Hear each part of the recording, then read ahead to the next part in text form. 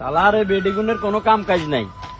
এই বেডিগুলা আমার আরো আগে বাজারের ব্যাগটা দিত, আমি যে বাজারটা করে আনতাম, এখন বাজারে কি জানি পাবো সবগুলা তো। আচ্ছা এন হলাম দুটো খারাপ দেখলাম, আমি যে বাজারের দিকে যাইতেছি এরা কি আমারে দেখে নাই? এরা তো আমাকে আরে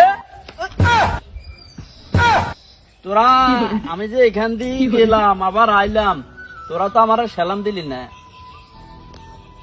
কি হয়েছে কাকা? তুই তুই কলিমদ্দি ছেলে আর তুই ইয়ে ছেলে না? কি হয়েছে?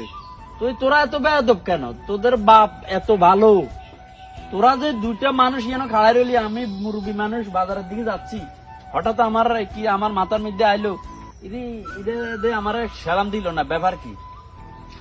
তোরা এগুলো শিখিস নাই? তোকে মা বাপে তো করে শিখে নাই?